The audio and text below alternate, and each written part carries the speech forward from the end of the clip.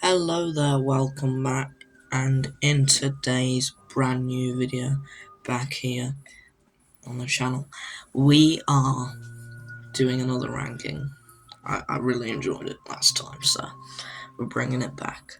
In today's video, as you can probably tell by the title and thumbnail of the video, we are ranking every gang member in Red Dead 2. So last time we did ranking every settlement in Red Dead 2. Today we're doing ranking every gang member, so enjoy.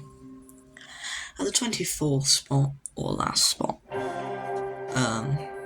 actually before I start, I just want to mention there are two particular people that won't be included.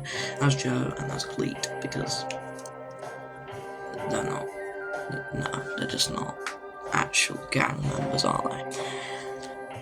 At 24th spot, I've got Mr. Strauss, Leopold Strauss, and the reason I've put Strauss here is because this guy is just such a scummy person. The first time I played this game, I went, no one likes you. So, and like, the thing is, he makes you just go to these places, beat these poor people up. They give you, like $10. I'm just like, what's the point? You get that money, go and rob some random bank. You get more than that, like 10 grand. You might have to kill like 10 people. I'm just like, what's the point? It's just, it's less of doing it for the money and more doing it because you can. Because, it's fun to beat people up. And in the game, sometimes it is. When boredom and you're in Valentine, you're just like, I'm gonna kill some people. This guy just does it for no reason. At the 23rd spot, we have Mary Beth. She pops up in maybe like 2 missions. The mission where you go to Valentine with Uncle, and the mission in which Tilly gets captured.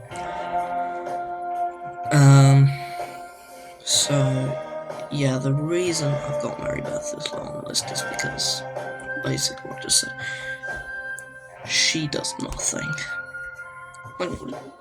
A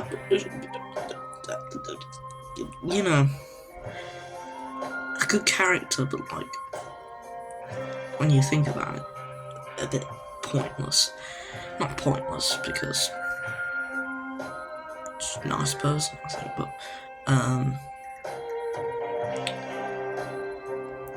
she does nothing to bring up the story, so that's why she's so low on the list. At the number 22 spot, I've got Molly O'Shea. Like Mary Beth, what does she do apart from be a tiny bit annoying? And she's there because, Dutch has got to have someone who he trusts, and that trust kind of just goes away, and by the end of the game, Molly O'Shea no longer exists in the game because she no longer exists in the game because she's been killed.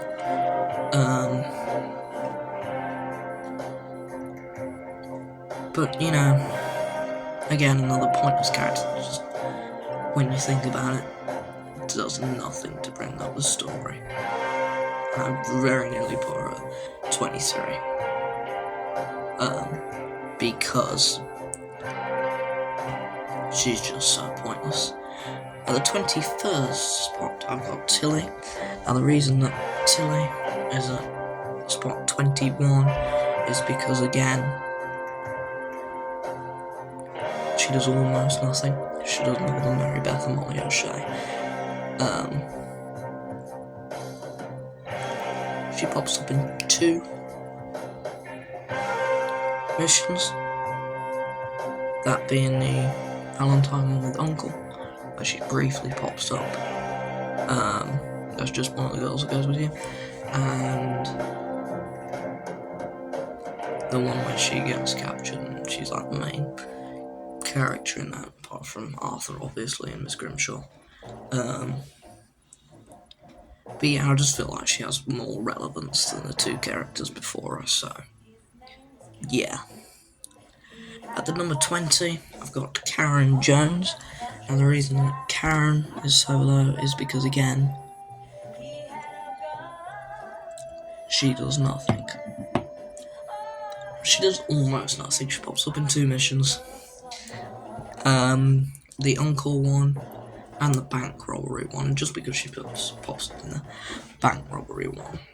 You know, that's such a good mission. You gotta bring it up for that. I think she's a good character, but eventually, obviously, she goes and just drinks herself to death at the end of Chapter 6. We don't know what happened to her, which is quite sad, because you know that she could have had way more potential in the story, but she was let down a bit, I think. At the number 19 spot, I've got Mr. Pearson, Simon Pearson. And the reason, again, why he's so low is because he does almost nothing. Now, you know, a good character.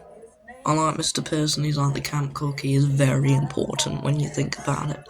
Because without Pearson, and eventually you discover what happens without Pearson, the gang kind of crumbles a bit, and it crumbles in Chapter 6 anyway, but as soon as Mr. Pearson and Uncle are gone, the kind of happiness in the gang is gone. And Mr. Pearson is just such a cool guy.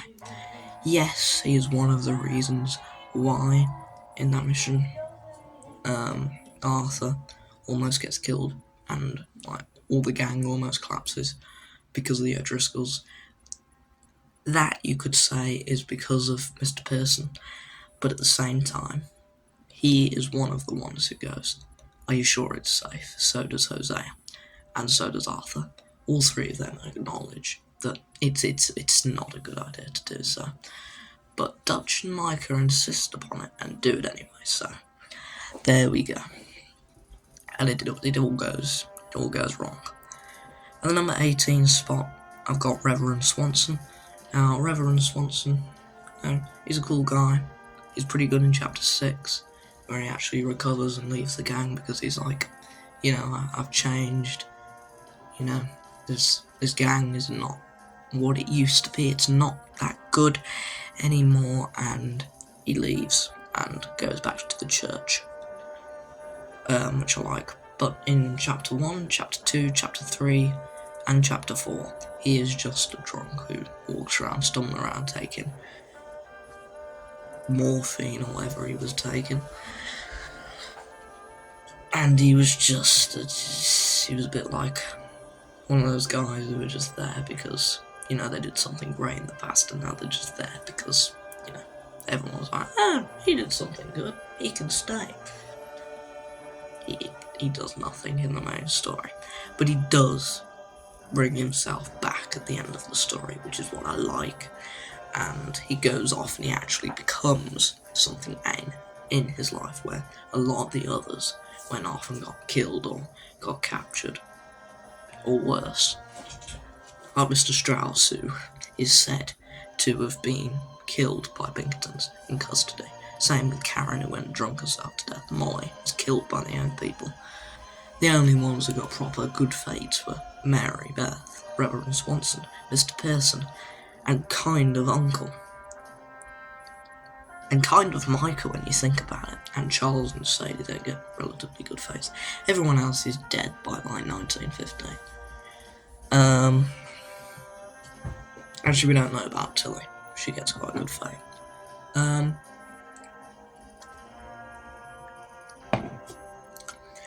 Moving on then.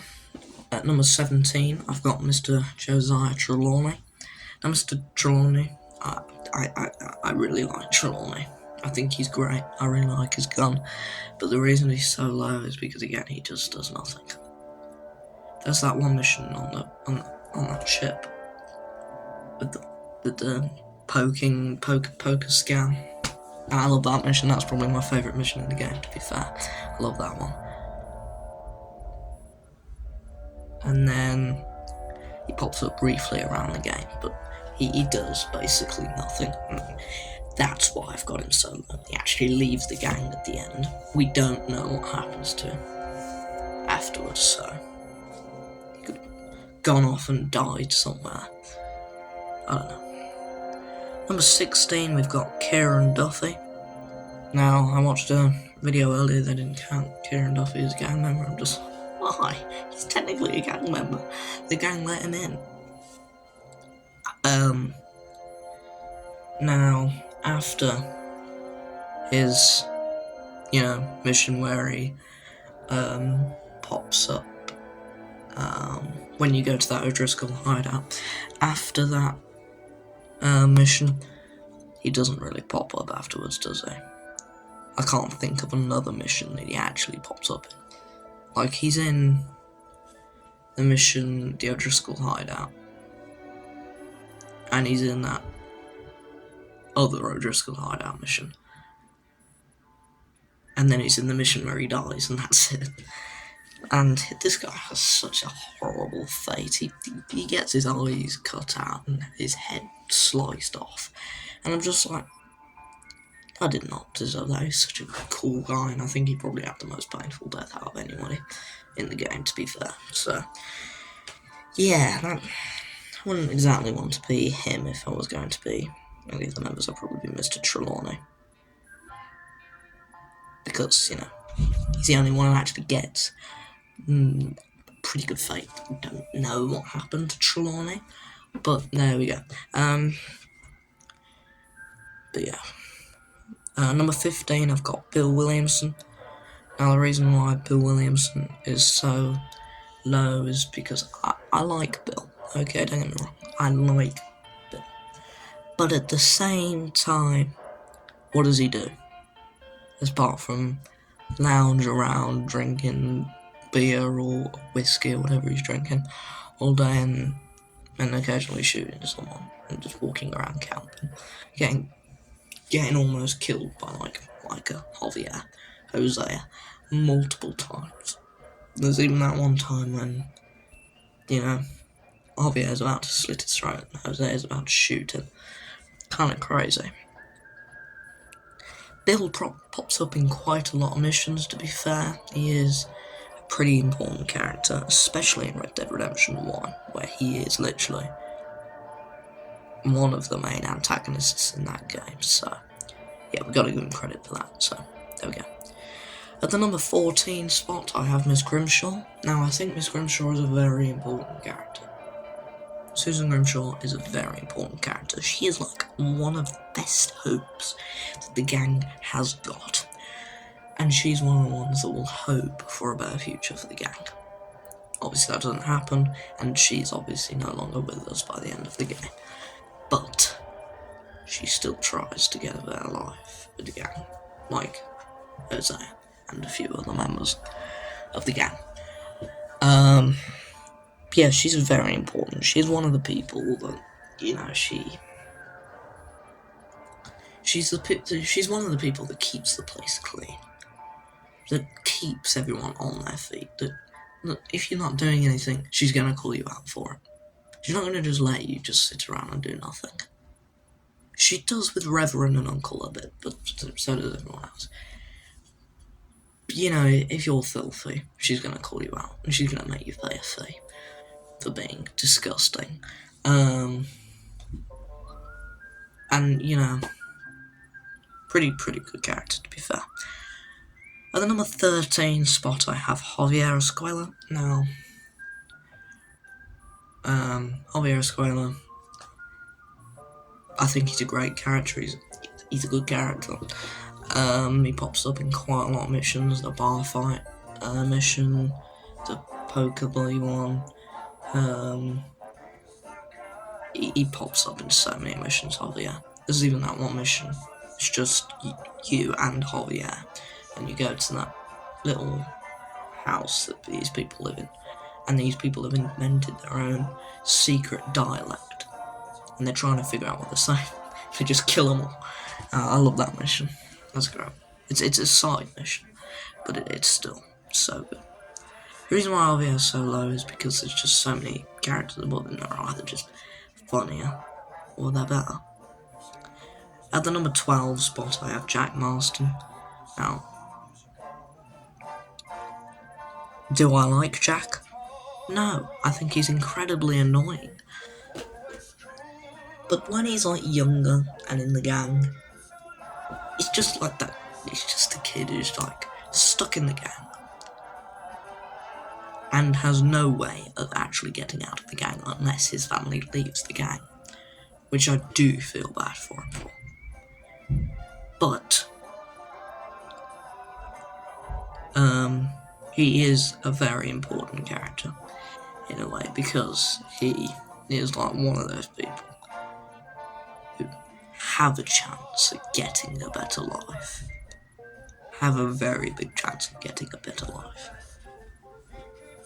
And I think he kind of does up until like 1914, where, well, so yeah, Jack has a very good chance of getting a better life. And he's overall a very important character. At the number 11 spot, I have Abigail. Again, very important, and, you know,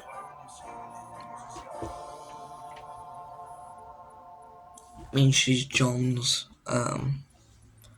wife, so, you know, she is very important. She's also Jack's mother, so, you know, she is a very important character. She doesn't do a lot in terms of the story, but she's very important in the gang. I just had to put her that high on the list. At the number 10 spot, this is where I reach the top 10. Woo. I've got Uncle.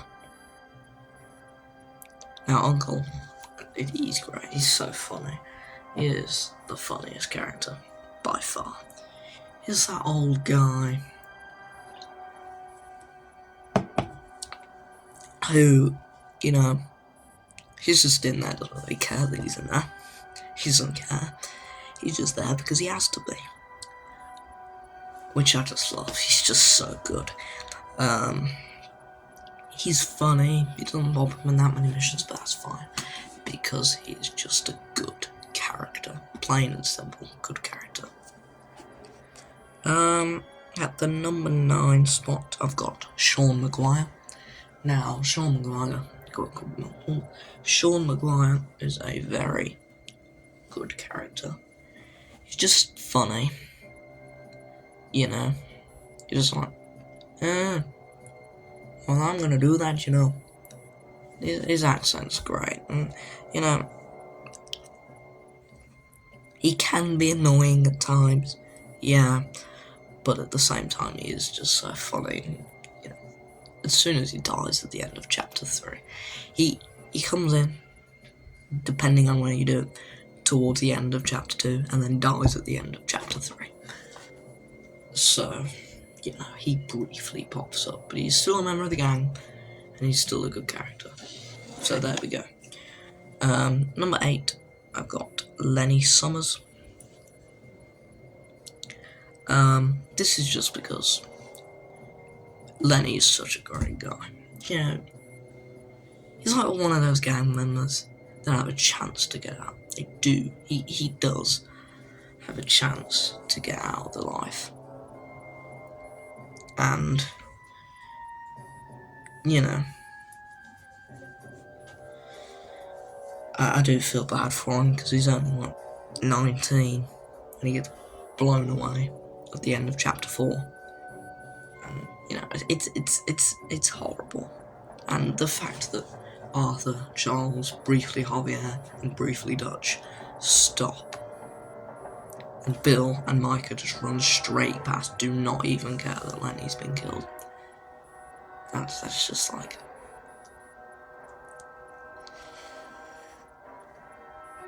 pure, like, you know, those two are just such morons that you just like... They're not nice people. Let's just kill them later, get out of here, do the rest of the game, and then we can kill the both of them. We kill them both anyway. In either Red Dead 2 or Red Dead 1. So there we go. Moving on, number 7, Micah Bell. You know, you're probably wondering, Where's Micah? Give you some.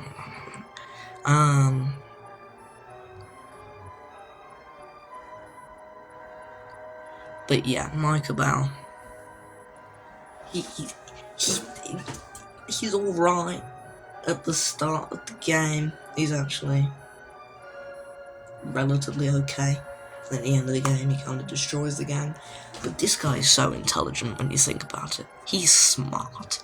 He isn't just some dumb villain guy like Leviticus Cornwall or Alberto Fusar. This guy's intelligent.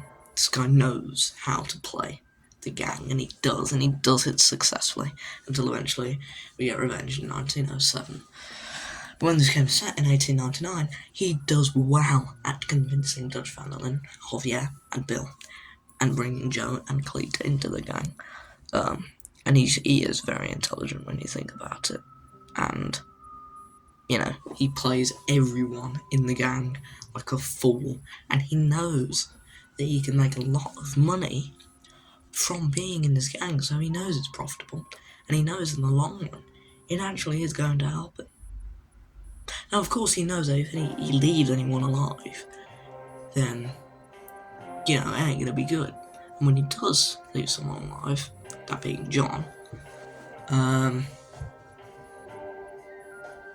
John comes back and kills Micah, doesn't he? But, you know, there we go. He is very smart, Micah. He is a very important character in the game. If you didn't have something like that going on in the game, you just have the Pinkertons, and that would just be a bit boring. So Micah's just a great character. At the number 6 spot, I've got Charles Smith. So, yeah, Charles is just such a great guy. There's multiple hunting missions you can do.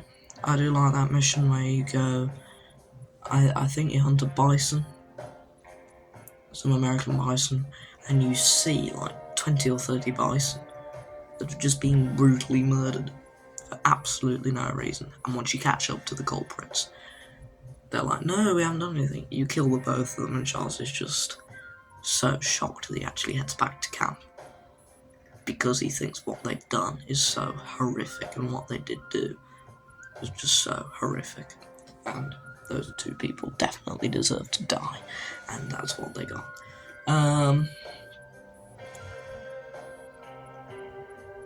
And Charles, he pops up in a lot of missions I really like. In the bank robbery, where we basically are made to think that he's gone over, he's sacrificed himself, so Dutch, Bill, Micah, Javier, and Arthur can get to this boat and go away.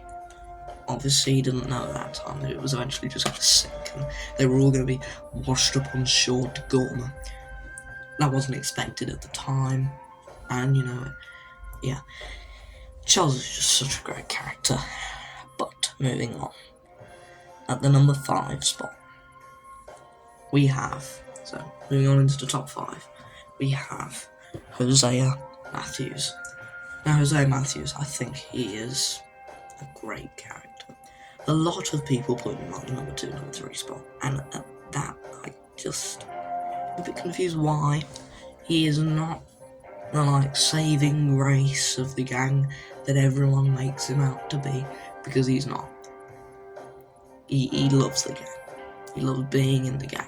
You can tell. I've played this game 30 times. He loves being in the gang. He knows it's going to fall apart. He knows he's going to die. He knows they're all going to die. And with the time that he's got left, because he knows he ain't got long left, he is trying to convince the young members of the gang to leave the gang, to get out of the life, and to go and live an actual ordinary life. Because he knows that he, Dutch, and a few others ain't gonna see it another 10 years, and especially him. He knows that he ain't gonna see it another 10 years, because he's been told that he's got pneumonia. And he just wants to do good with that time he's got left. He would never leave the gang because he loves Dutch and he loves Arthur and he loves John. He would never leave the gang. If the gang kind of imploded and Dutch died and Hosea became the leader, I think he would continue the gang briefly. He would then die, and then Arthur would become the leader.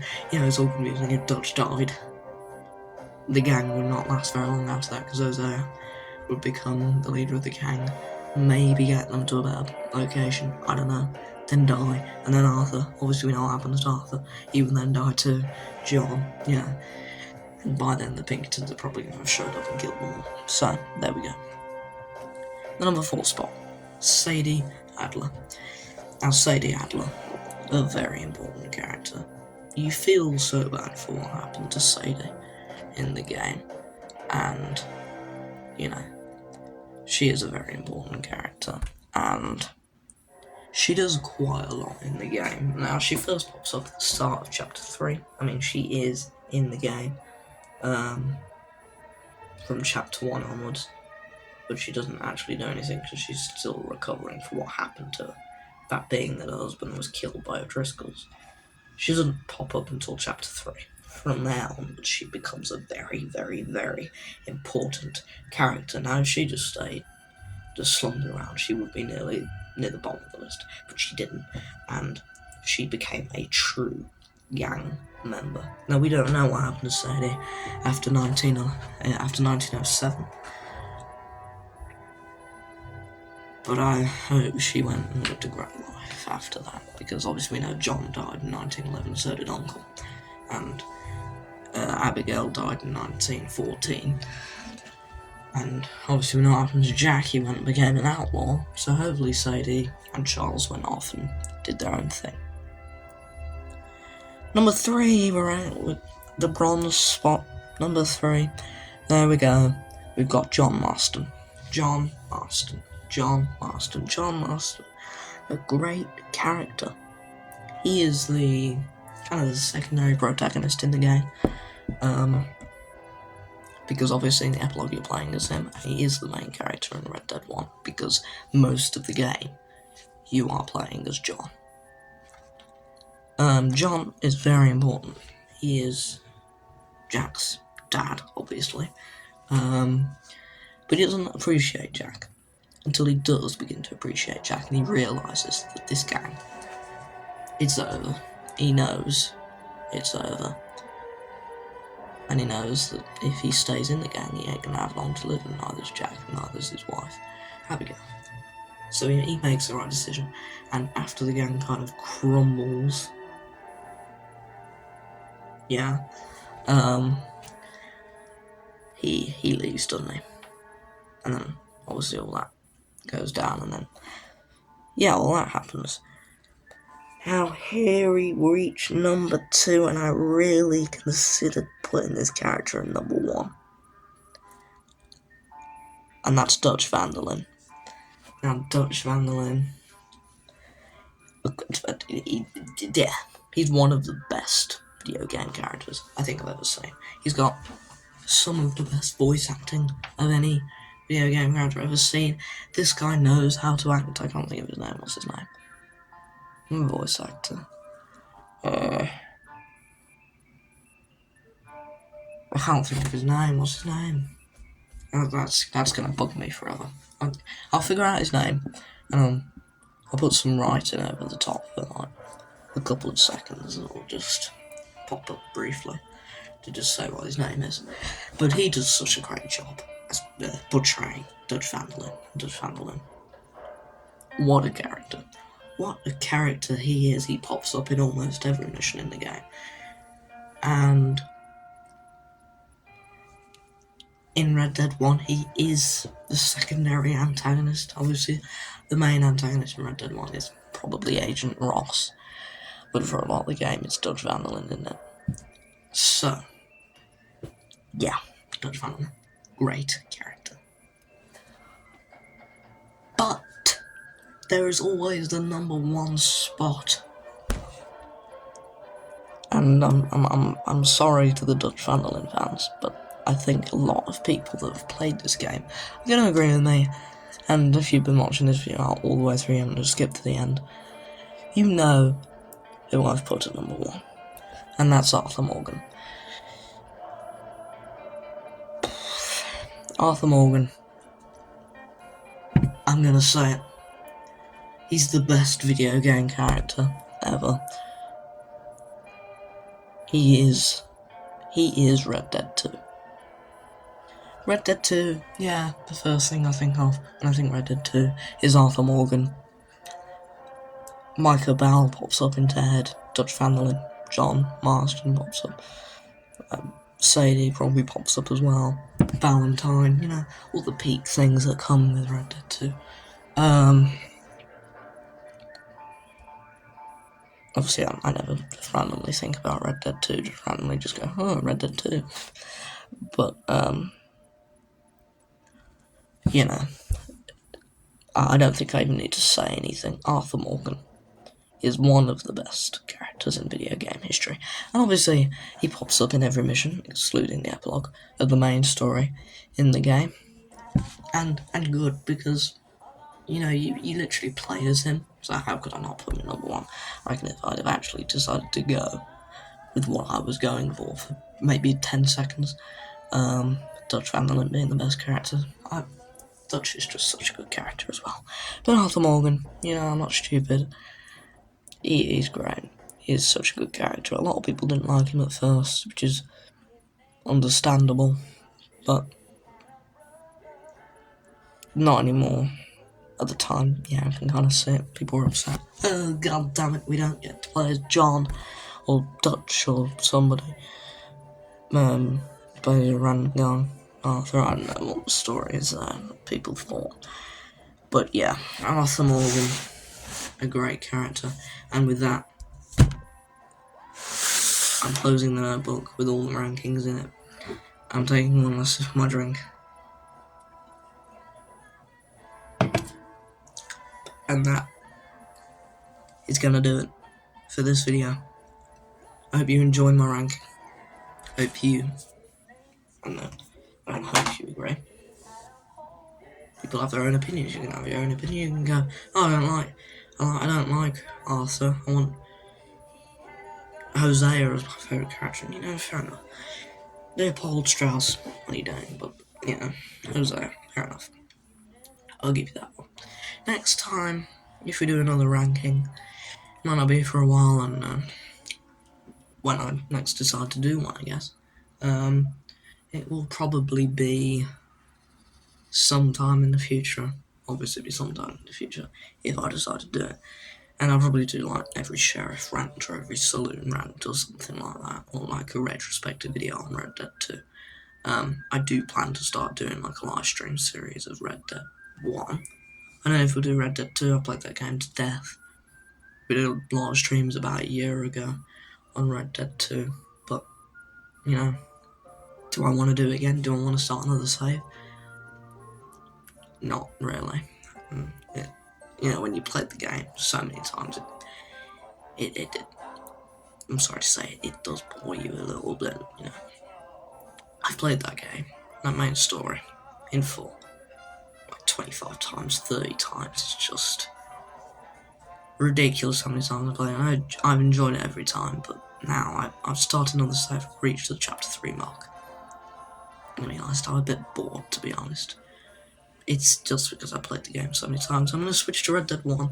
We're going to see how that goes. I might start a streaming series on Red Dead 1. I don't know. Depends how everything plays out. But anyway, I'm going to start rambling on, and I'm going to end this video. So, if you enjoyed the ranking, if you enjoyed the video, make sure to like, subscribe, notifications, all that fun stuff. It's all free. You don't have to pay. So just subscribe, comment if you want, and that's going to do it for this video. So yeah, goodbye.